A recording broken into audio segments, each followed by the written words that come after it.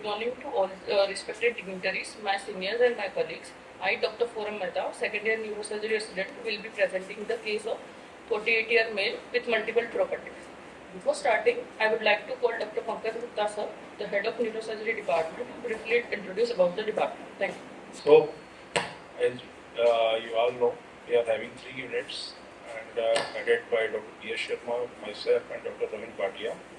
In addition to the previous our colleagues, we have two more faculties. Dr. Anurag Srivastava passed out from here only. He recently joined our department as PP, and Dr. Ankur Patni. He did his MCS from 3 years ago from SMS. And we are heavily equipped with all the instruments in our operation theatre. The OARM, high-end microscopes, there are 4 in number, endoscope, Whitehome, 2 neuronavigation machines, intraop monitoring, nerve stimulator, 2 FUSA, 2 CR, intraoperative Doppler, and many more things. They make our surgery easier and safe. And this is the OARM. Basically, just to introduce the OARM, OARM is basically a CT scan within our operation theatre, in which after exposing the area which we want to operate, which we want to put implant in that patient, we go for intraop CT scan, and that CT scan through the real-time image will transfer into the another machine that is called a neuronavigation. So after with the help of neuronavigation, we introduce our implant in the patient. That makes a safe surgery. And we are having a dedicated, trained and experienced faculty in our department, comprises of neuroanesthetists, 6 neuroanesthetists headed by Dr. Sunita Sharma, Dr. Ravindra Shishodia, and 2 DM residents per year for the neuroanesthesia. We are having neuroradiologist, neurorehabilitation team, and neuropathology. And in addition to what we were having as a neurointervention, we are recently having Dr. Madan Mohan Gupta, which I don't think he is here. He has joined recently, and he is very good neurointerventionist. And we are having 6 residents per year for our MCS residency program. And last year we have 6 residents, and in this year we are having 5 residents. And as you can see in this graph, we are the number of the IPD and surgeries are gradually increasing per year.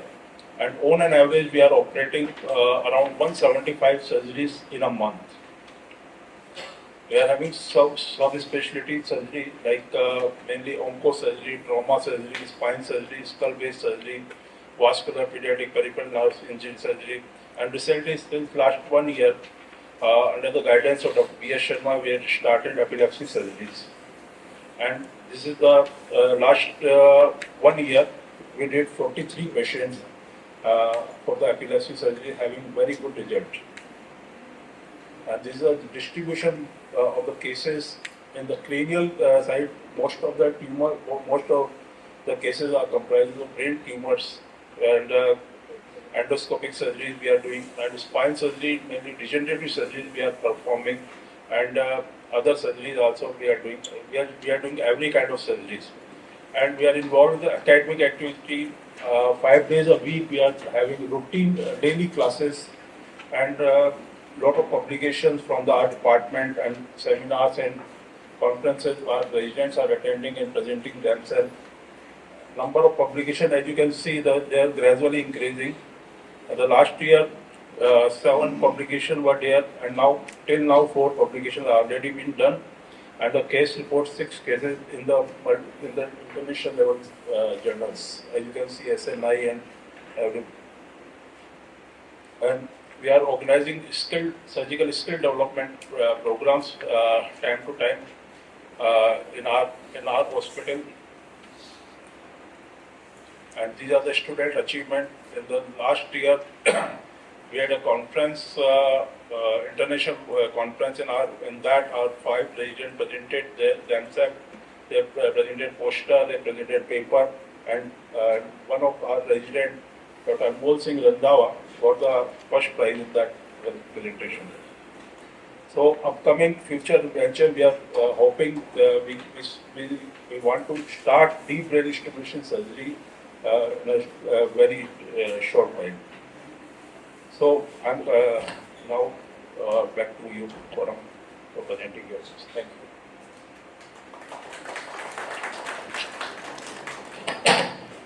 Thank you, sir. Now, starting with the case, our patient is 48-year male shopkeeper presented with multiple episodes of sudden fall of 2 month duration. These episodes were sudden, unprovoked episodes of falling to ground without warning, and patient complains of sudden giving way of legs. Initially, frequency was 1 to 2 episodes every 15 days. Now, frequency increased to 3 to 4 episodes per day, lasting for 5 to 10 seconds.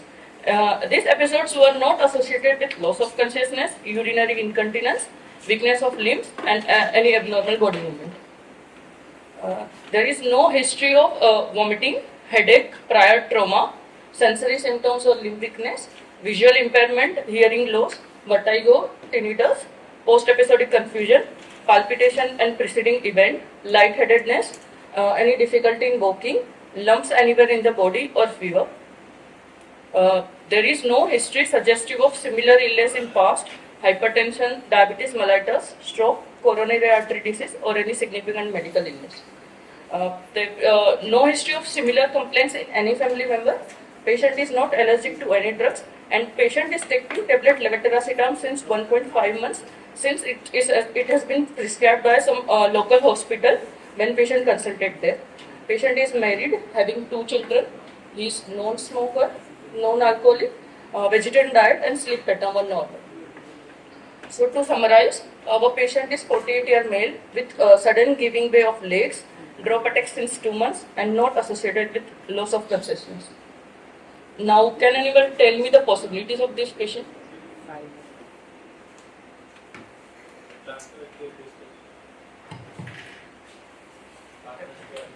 Is there a prodrome? Can the patient sense that the attack is about to happen?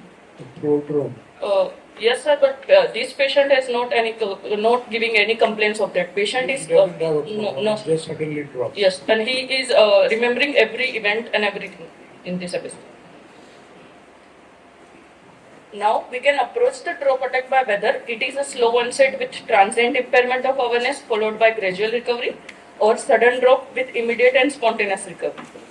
If there is a slow onset and gradual recovery, the causes can be cardiovascular causes such as cardiac arrhythmia, aortic stenosis, structural heart disease, or orthostatic hypotension or syncope. Or metabolic causes like hypoglycemia, hypokalemia, or hypophosphatemia. If there is a rapid onset and spontaneous recovery, it can be either seizures like atonic, myoclonic, or clonic seizures, or neuromuscular causes or genetic causes like hyperepilepsia or episodic ataxia, or vascular cause like vertebrobasilar insufficiency, or musculoskeletal causes like quadriceps weakness or hip instability, or it can be structural causes like midline space equine lesions, causing intermittent hydrocephalus, atlantoaxial dislocation, Arnold Chiari malformation, or cervical spondylosis. Now, considering the history, the cardiovascular causes and metabolic causes are less likely as it doesn't fit the prodrome of the slow onset and gradual recovery. But to evaluate further, we performed a detailed examination beginning with the general physical assessment. The patient was cooperative and well oriented to time, place, and person. There were no signs of pallor, icterus, clubbing, cyanosis, or edema. He was vitally stable with no evidence of orthostatic positional drop in blood pressure, and he was afebrile. On neurological examination, patient's highest mental function were normal with mini-mental state examination of 30 out of 30. All cranial nerves were intact. There is no sign of papilloedema was not seen. Motor examinations include bulk, tone, power, reflexes, and plantar responses were normal. Sensory examination was also unremarkable. Cerebellar testing and vestibular testing showed no abnormality. In summary, the patient had completely normal neurological examination with no focal deficit. On respiratory examination, bilateral air entry was equal with no crepitations on bronchi. cardiovascular examination revealed normal S1 and S2 heart sounds with no murmur. The abdomen was soft and non-tender with no evidence of hepatosplenomegaly. So, in summary, systemic examination was within normal limits. To summarize, our patient is 48-year male with drop attacks, with sudden giving way of legs, with preserved awareness, with normal general physical, systemic and CNS examination. Now, considering the differential causes, it is less likely to be cardiovascular in origin as patient had no murmur or added heart sounds or orthostatic blood pressure drop. The history also didn't suggest a gradual prodrome of slow recovery, which are more typical of arrhythmias. Metabolic dysfunction was also less likely as there was no hypoglycemia or electrolyte disturbance in testing. So we rule out cardiovascular causes and metabolic causes are less likely. Now, musculoskeletal causes such as quadriceps weakness or hip instability were excluded on examination since muscle strength and joint stability were preserved. Other paroxysmal conditions like hyperepilepsy, that is startle-induced falls, which more commonly occurs in the childhood, and episodic ataxia were ruled out as the symptoms were not episodic and not precipitated by any identifiable triggers. The history was not consistent with atonic seizures since awareness was fully preserved, and vertebrobasilar insufficiency was also less likely because the patient has no any symptoms of brainstem involvement. So, given the preserved awareness and exclusion of other systemic causes, we considered the structural neurological causes as the most probable diagnosis. Therefore, we proceed to request the neuroimaging to confirm the diagnosis. The causes. For a patient who recovers completely, why would you think of structural abnormalities first?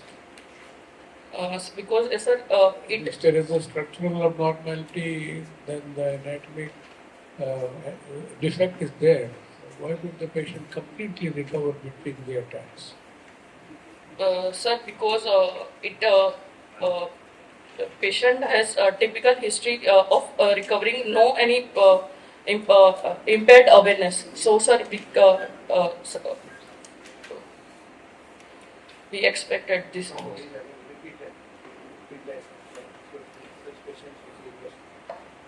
Sure, sir, but maybe the seizure should be diagnosis number one.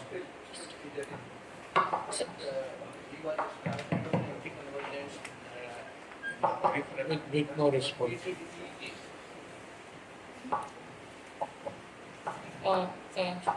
Causes, pathologies which can cause intermittent hydrocephalus can be midline space occupying lesion, aqueductal stenosis, intraventricular hemorrhage or clot, Chiari malformation or posterior lesion. So to rule out these causes, we requested neuroimaging.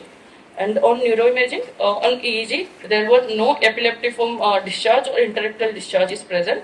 And MRI cervical spine and CVJ shows no any abnormality or any compressions. And MRI brain was performed and it has findings which will be discussed later. So based on neuroimaging, seizures and other structural causes like atlantoaxial dislocation, unknown Chiari malformation and cervical spondylosis were less likely. So the most probable cause is midline space occupying lesions or any other pathology that can cause intermittent hydrocephalus. And other routine investigations were like a complete blood count, serum electrolytes, liver function test, renal function test, coagulation profile, one normal. Now I would like to call Dr. Kavinder from the Department of Radio Diagnosis to discuss the MRI finding of this patient. Thank you.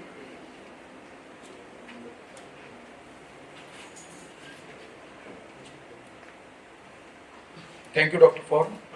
Good morning, respected teacher, senior and fellow colleagues. Myself, Dr. Kavinder, first year radiology resident, and I will be discussing the MRI finding of this case.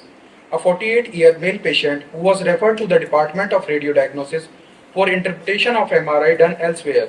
A scan was provided in both hard copy and soft copy.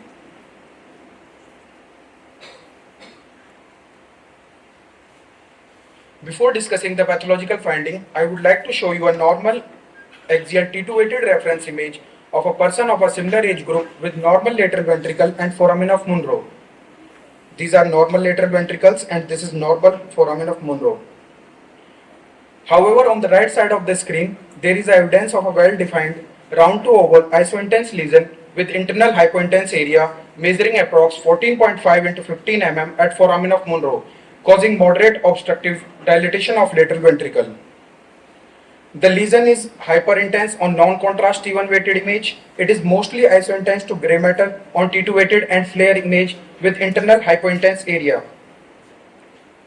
The lesion is not showing any diffusion restriction on DWI sequence, and this is the lesion marked by arrows on sagittal T2 weighted image with ventricular dilatation causing upward bowing of corpus callosum. This is coronal T2 weighted image showing lesion in foramen of Monro causing dilatation of bilateral frontal horn of lateral ventricle. Again, this is a normal flare sequence of a similar age group person showing normal signal intensity in periventricular region. However, in our patient's flare sequence, there is dilatation of bilateral lateral ventricle with transependymal edema. Considering the clinical history along with MRI finding, the most likely diagnosis is a colloid cyst at the foramen of Monro with obstructive hydrocephalus.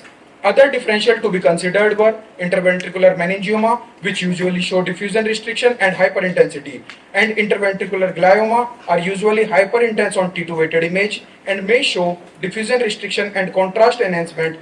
Thank you. Now I would like to call Dr. Foran to take the case discussion forward.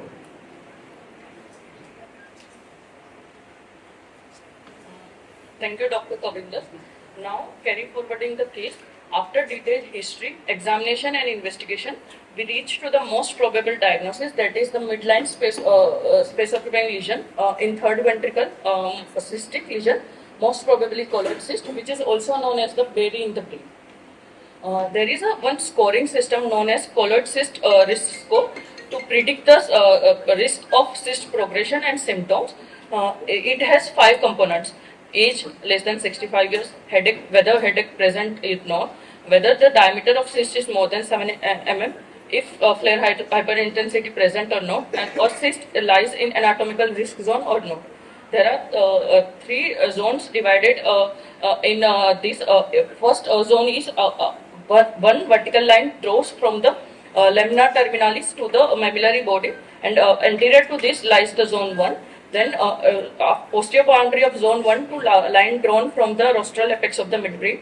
There is a zone 2, and after posterior to this zone 2 is zone 3. If the cyst lies in zone 1 or zone 3, it is considered to be the anatomical risk zone. And our patient's age was 48 years. Patient has no history of headache. Patient's cyst diameter was 15 into 14 mm. There was presence of flare hyperintensity, and cyst lies in the anatomical risk zone.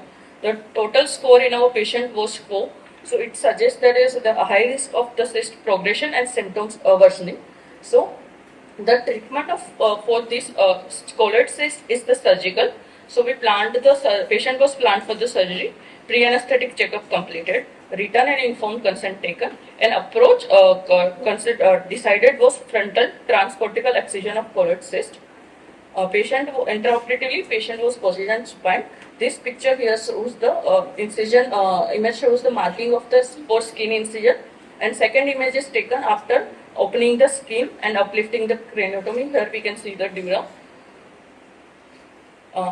In this picture, in picture A, blue line depicts the skin incision, and the red line shows the craniotomy site. In picture B, after raising the skin flap and dura, there is a red line which shows the corticectomy incision. And in picture C, it indicates the direction of cortical dissection. Picture D shows the orientation of colloid cyst with respect to surrounding structure. This is a picture of right lateral ventricle. Here we can see this is here. This is a choroid plexus. Thalamostriate vein lies lateral to it, and here are the foramen of Monro, and phonesis fibers goes above it. And it is also shown here that this is colloid cyst. Thalamostriate veins goes lateral to it, and choroid plexus goes medial to it. Now, considering the surgical video, here this is the anterior medial side, this is the lateral side, this is the anterior side, and this is the posterior side. After opening the skin, craniotomy or dura, corticectomy done with the help of bipolar cord tree from right middle frontal gyrus. Now we are extending the craniotomy, and corridor is created with the malleable brain retractors. And the gentle retraction and meticulous dissection is of utmost importance. Now here we can see this is the choroid plexus, this is the thalamostriate vein. We are reaching into the right lateral ventricle, and here we can see this is the cyst. We are separating it from the surrounding structures, and we are trying to dissect it from this. This is the colloid cyst, this is a thalamostriate vein, choroid plexus, foramen of Monro lies here, and follicular fibers goes above it. And now we are puncturing the cyst and aspirating the cyst content with the help of the scissors, micro scissors. And here we can see that jelly-like or thick cyst contents is coming out. And with doing cyst decompression, we are trying to separate the cyst wall from the surrounding structures with continuous irrigation and meticulous dissection. Cyst wall also dissected and cauterized, and now here we can see opposite side of the lateral ventricle and CSF, free flow of the CSF coming. We are trying to dissect the cyst wall from the surrounding structures with the help of bipolar cauterization, and here we can see that the adhesions were present, and with the removal adhesive lysis we can achieve the this is the sixth capsule we have dissected, and now the hemostasis has been achieved. Hemostasis is achieved with the help of the bipolar cauterization and surgery, and we after the hemostasis achieving, we look in the cavity to look for any residual CSF capsule. As there is a chances, if there is a cyst capsule, residual cyst capsule, there is chances of recurrence. So we see in the cavity to for any residual component. Intraoperatively, approximately 200 ml blood dose was there. Duration of surgery was approximately 2 hours. Total excision of colloid cyst was achieved, and specimen was sent for histopathological examination. Post procedure, patient was extubated with no neurological deficit and shifted to ICU. And within 6 hours of the surgery, plain NCCT head was performed to look out for any bleed, and as there was no any bleed in this patient. Postoperative day 1, patient was shifted to ward, subgaleal drain removed, Foley's catheterization removed, and patient mobilized. On postoperative day 2, patient discharged with tablet levetiracetam 500 mg 12 hourly. Now I would like to call Dr. Ria for discussing the histopathological examination of this patient. Thank you. Thank you, Dr. Forum. I, Dr. Ria Trivedi, second year resident of the Department of Pathology, will be discussing about the histopathological examination of the excised lesion. We received a single soft tissue piece measuring 1 into 0.5 into 0.5 centimeter. On microscopy, under low power, we can see the fibrous cyst wall. We can see the fibrous cyst wall lined by pseudostratified columnar epithelium and a foci of amorphous proteinaceous content. Here under high power, we can see a fibrous wall lined by pseudostratified columnar epithelium, and under high power, we can also see an amorphous proteinaceous cyst content. So based on our histopathological features, our final diagnosis is colloid cyst. Thank you. Now I would like to call Dr. Forum to carry forward this discussion further.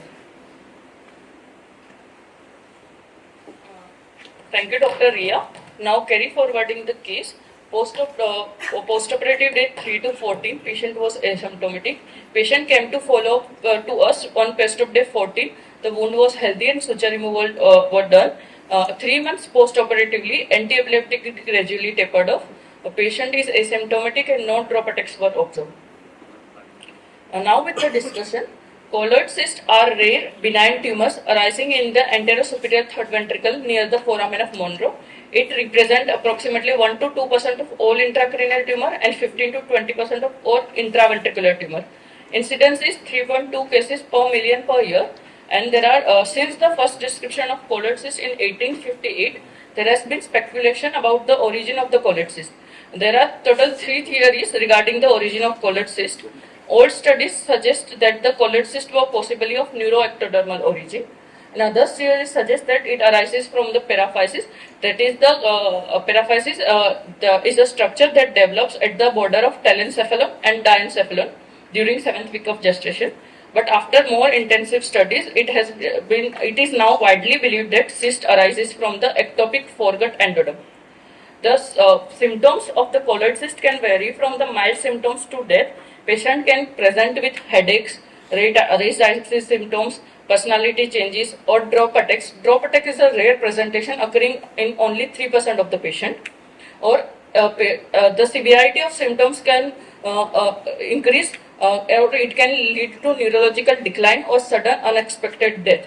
It is due to the worsening or rapid onset hydrocephalus causing herniation. It is explained by the Ball-Wall theory of CSF obstruction.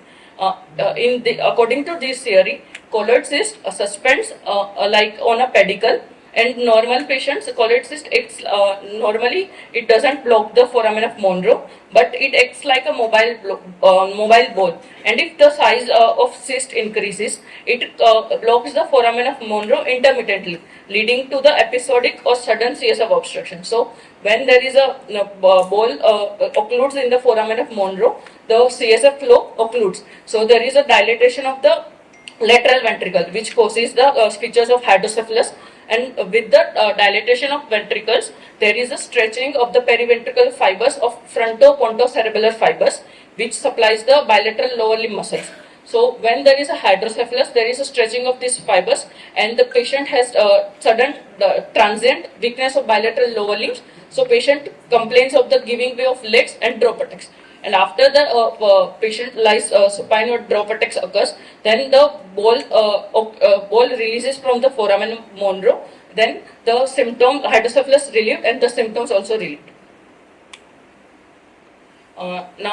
This gentleman here in this picture is the Dr. Harvey Cushing sir, which is known as the father of neurosurgery.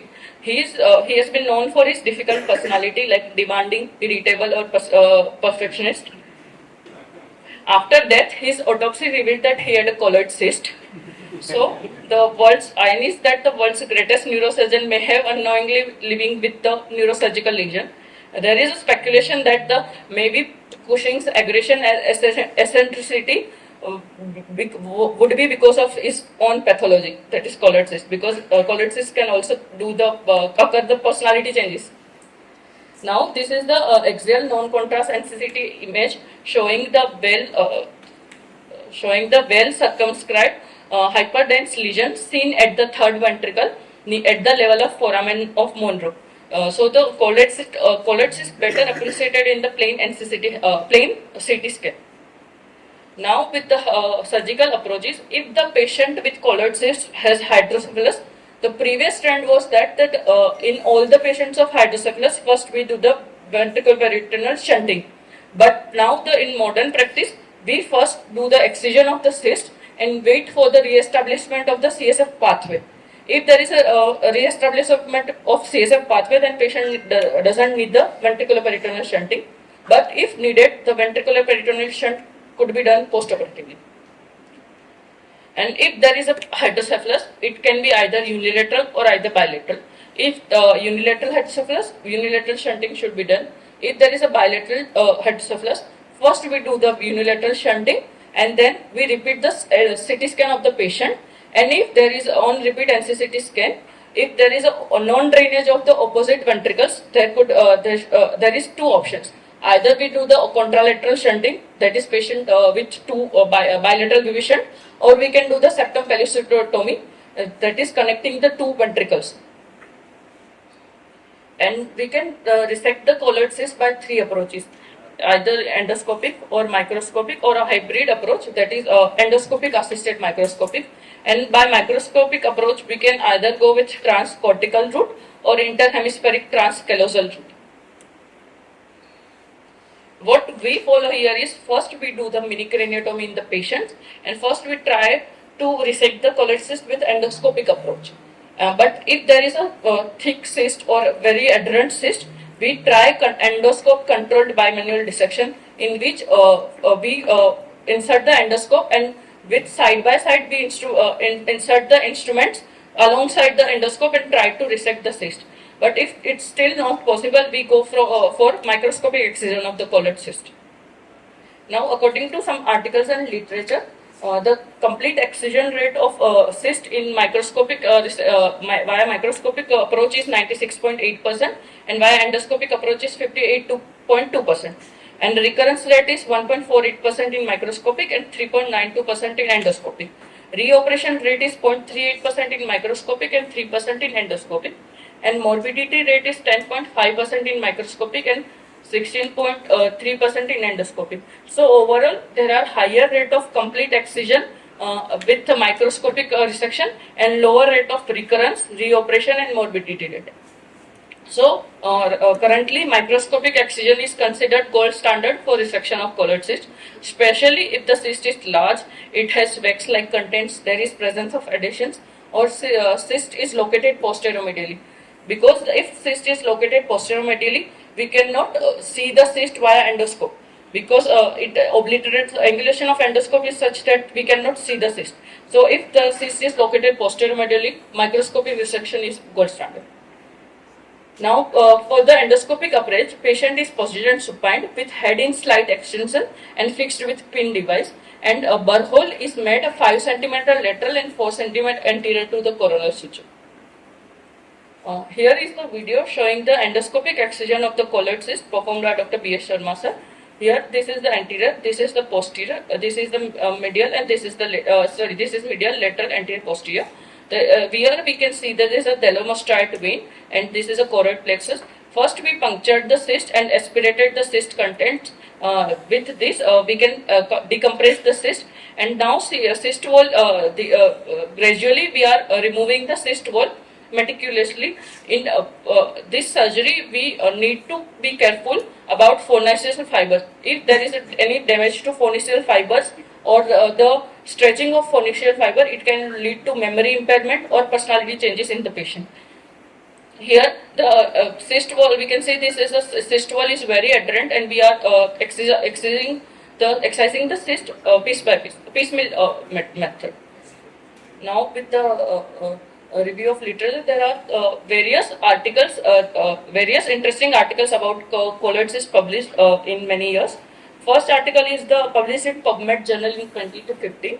Here we can the patient was 13-year-old boy with 2 times drop attacks. Patient typically gives features complaints like my legs, there is sudden giving way of my legs, and then I fall. Drop attack occurs, and patient came to emergency with a drop attack, and diagnosis of colloid cyst were made, and patient was operated and got better. In second article, it is published in 2006 in PubMed Journal. Here the patient, 17-year-old female, were complaining of intermittent headache since 2 years, but she ignored her symptoms, and one night patient had severe headache and she found unresponsive the next morning. On autopsy finding, there was suggestive of dilated ventricular system with colloid cyst of the third ventricle. This article highlights that the colloid cyst is difficult to diagnose, and its recognition or its timely diagnosis and intervention is very of almost importance, because if we ignore the diagnosis, the patient can suddenly deteriorate and even death can occur. There is one article published by Dr. B.S. Sharma sir. In this, the study is conducted in AIIMS from 2000 to 2009. In this, total 59 patients were undergone endoscopic management of third ventricular colloid cyst, after of which 46 patients achieved gross total resection, and there was no recurrence of any recurrence in any of this patient. In 18 patients, 2-port techniques were used in which from first port we insert the bipolar cauterization, and from second port we insert the suction with 2-port techniques, continuous irrigation. With the help of continuous irrigation and continuous bipolarization, we can achieve the gross total resection.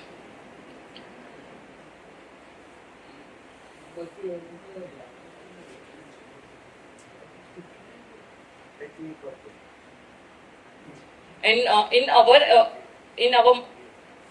our Mahatma Gandhi Hospital, in 7 years, We have operated total 35 patients of the colloid cyst, out of which 25 patients underwent open surgery, 9 patients underwent endoscopic assisted microscopic excision, and 1 patient underwent pure endoscopic excision.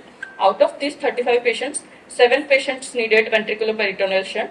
The manuscript of this publication is under review in Neurology India Journal, and the part of this publication has already been published in the International Journal of Scientific Research in 2020. In this journal, the article is about 10 patients who underwent the endoscopic or endoscopic assisted colloid cyst excision. Out of these 10 patients, 6 patients underwent complete excision, and only one patient there was a recurrence. So we choose the topic for CCR to be colloid cyst is because the colloid cyst of third ventricle is a benign, slow-growing, space-occupying lesion at a strategic location. It can present to us or any different medical specialty with different symptoms. It can present with drop attacks to physician or neurologist. It can present to personality change, present with personality change, memory problem or dementia to physician, neurologist or psychiatrist. It can present with raised ICP symptoms to neurologist or neurosurgeon. It can present with blurring of vision to ophthalmologist.